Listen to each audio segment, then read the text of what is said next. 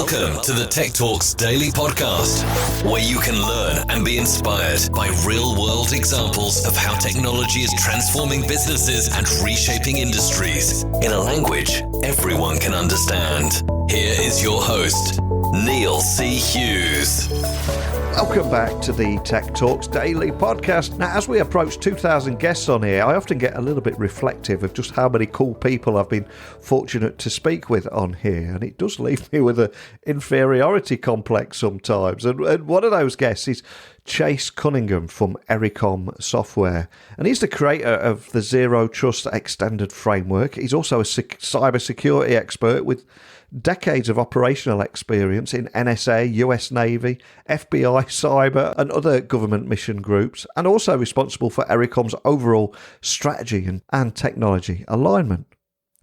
But not only that, he's a super cool guy. He's got a rock star appearance, amazing voice, amazing taste in music. He's like the definition of a rock star of tech. If you had a video game and you were trying to create a rock star of tech, let me tell you, Chase would be that guy. And while many of us might have dreamed about being productive during lockdown by, learning a new instrument, a language, or writing a book, I don't know about you guys, but for most of us, it involved playing Xbox, watching Netflix, etc. But Chase, he wrote a book. And as a guy that shouts loud at the TV when I hear really awful techno babble that makes no sense, such as there's a legendary one on CSI which goes something like, I'll create a GUI interface using Visual Basic to track down an IP address. So as a guy that shouts at the TV when he hears stuff like that, I was delighted to hear about his book, which is called Gabriel, and it draws on Chase's real-world experiences as a technologist and how cyber warfare, cybersecurity and artificial intelligence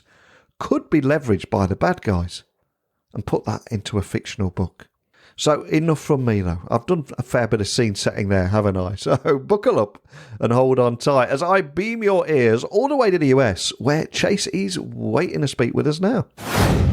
So a massive warm welcome back to the show. But for anyone that missed our previous conversation, can you just remind the listeners with a little bit about who you are and what you do?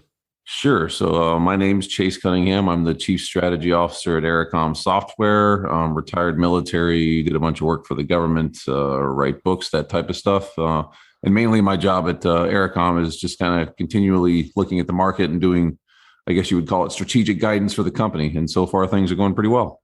Fantastic. We last spoke in August. I think it was episode 1671. But since then, you've written a new techno-thriller book. So can you tell me more about the book and what inspired you to write it? Because I think during lockdown periods and everything, everyone was going to learn a new language. They were going to write a new book, learn an instrument, and nobody did. But you've actually wrote a book. So tell me a little bit about that. Yeah, so I've written nonfiction book. I've written a few comics, and I had yet to kind of go into, can I do anything that's even relatively acceptable in the realm of techno fiction, which is kind of something I'm really a big fan of. Like I love Tom Clancy and Vince Flynn and all those, and I just figured I'd take a shot at it. And if anyone read it, great. And so far, I've been getting pretty positive feedback. But I wanted to also really base it in what I thought was technically accurate. I'm a big movie buff, watch lots of movies, and I always saw people on movies going into things about artificial intelligence and hacking and whatever else, and it was all just wrong. So I really wanted to write a techno-thriller, I guess you could say, that was technically accurate. I'm so glad you said that as well, because anybody that knows anything about tech, they watch any film or TV show and they end up banging their head against the wall at some of the phrases being used. There's some great clips, I don't know if you've seen these on YouTube, of CSI with techno-babble in there. Yeah. This make no sense at all. So a fictional book based on real-world experiences as a technologist and how cyber warfare, cybersecurity and artificial intelligence can be leveraged by bad actors all sounds incredibly cool, especially when it's accurate. But can you tell me a little bit more about the book and essentially what it's about? Yeah, sure. So basically the premise of the book is that the government sort of unwillingly or without malice creates a bit of artificial intelligence, and they train it on data that it likes rather than data that they, would typically want to train something on. It's all an experiment. However, like every, other novel that you read around there, something goes awry and that AI winds up getting out. And when it gets out to the broader internet, it basically kind of just goes down its own rabbit holes. And because AI can think for itself in this particular instance, it decides that it's not happy with the way things are and goes after all kinds of things that it knows it can target, critical infrastructure, drones, airplanes, manufacturing systems, et cetera. And it just goes on and on from there. And then on top of that, I really had I guess you'd call it a secondary initiative to try and speak to the power that I think that women have in this space and the fact that we need more of them. So both my bad guy and good guy in the book are women. And I did that with a very specific intent in mind. And so far that's been really well received as well, which I think is great. We need more people that aren't just the ex-military guys like me in this space. Love that. What a great step forward. And although, yes, the book is fiction, what really stands out for me is the information in the book does offer that glimpse at what could potentially happen in the future if these technologies remain unchecked. So what was the big motivator for you? Is that the key message that you wanted to deliver? Yeah, and the funny thing too was I wrote a scenario in the book about a water treatment plant being attacked, and then there was the water treatment plant that was hacked in Florida. And when it happened, I literally yelled at my wife from the other room. I was like, "Come in here and look at this," and she's going, "What?" And I'm like, "I told you that this was going to happen," and sure enough, it did.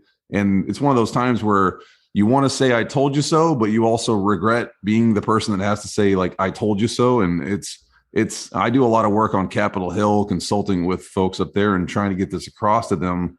Like there is a real threat here, and we need to kind of burn through the hype and think about the reality of it. And we're starting to see that it's not just cyber people, screaming Chicken Little. Like there are real threats to human life, and we have to deal with that problem. And for anyone that missed our first conversation, just to bring to life what we're talking about here, can you tell me a little bit more about your background of interacting with national security and intelligence communities, countering cyber criminals' actions and building and deploying secure systems to counter malicious cyber threats? Because it was all that helped you write this book, really, wasn't it? Yeah, absolutely. I mean, I've been extremely blessed that I was lucky enough to work in the intelligence community. Like I said, I'm retired military. I did my majority of my career supporting national security in a whole bunch of different cyber realms and windowless rooms in areas of the world that most people probably wouldn't want to go to. I wound up helping write the computer network exploitation curriculum for the U.S. military, and then did a bunch of work for the government after that, including FBI and some other organizations as well. And because I've been in that space, I've been exposed to things that are worth knowing. And you have to kind of walk this tight line between what you can talk about in the public space and what's still classified. So that was kind of interesting and fun. But the other piece of it is, to get that message out to the broader population that this is not just something that happens to big government systems. We're all connected. Therefore, we are all at the same, sort of risk profile, if you will. And when writing the book, who was your target audience? Is it that broader audience beyond the techies out there, and trying to put it in a language that everyone understands and get other people on board too? Yeah, I mean, that was I was trying just to write a novel that was hopefully sort of interesting and engaging and had a lot of action in it, but also was technically accurate, just because that's kind of a stone that sticks in my craw. And funny that you mentioned that, because my editor beat me over the head about like I needed to kind of de-nerd this thing, because I had written a lot of really technical stuff in a bunch of chapters, and she came back and she said, "This is great, but you're not writing a nonfiction how-to book. You have to go back and kind of dial this down so that the broader audience can get it." And the fact that my 70-year-old mother read it and was like, "This is a good book," and she didn't complain about the tech side of it, I think I came close to hitting the mark. What kind of feedback have you had since? I'm curious. Obviously, with the two female lead characters in there, it's a huge step forward. So I would imagine you've got great feedback from that. But the book overall, has it been well received? Yeah, so far I've gotten, I'm getting lots of 5 stars and lots of people reaching out to me on social media saying, thanks for writing this. And I've even had people that have just been way outside of kind of my typical circles in social that have come to me and pinged me directly, messaging or whatever, and saying, I've read your book. I thought it was good. I really, this interests me in cyber. And that was to me, those are the biggest wins. It's not you're going to make a bunch of money, because Lord knows you're not. but it's really, do you get your content in front of someone and then maybe hopefully get them to decide that this is a space that's of interest to them, and we can get more people into the space, which is going to help us all. And I think anybody that's written a book will tell you the same thing, that the blood, sweat and tears, early mornings, late nights, etc., throwing everything into writing a book, usually towards the end or as it's finished, they say, I'm never doing that again. But of course, they always end up doing it again. But what advice would you give anyone that's thinking of writing their book? And obviously, would you do it again too?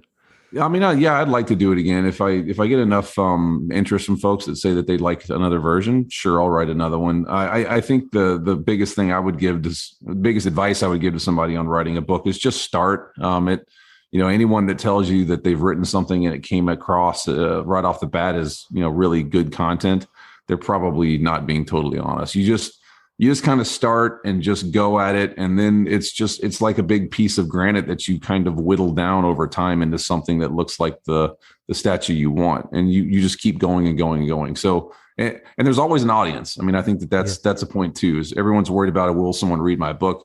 There is an audience out there and you can find it. But if you never put the content out, you never will have that audience. And I saw a John Grisham interview, I think it was yesterday, and he was saying that he tries to dedicate, his goal was always to try and write 1,000 words a day. Did you have any similar goals like that when you were doing it, or just go with whatever felt right each day? Yeah, for me, I basically I know I've always done this with writing, is I've always just kind of, when I've been in the mood to write, I go at it until I'm no longer in the mood. I've never been able to be as regimented. I think I read Stephen King writes 2,000 words a day. He said even if he throws it in the trash. And it's, to me, like I get it. I wish I had that dedication, but for me, it's like I'm inspired. I feel like I can generate some good stuff, go, and then take your time off until you feel that sort of motivation again. But everybody's got their own way of doing it.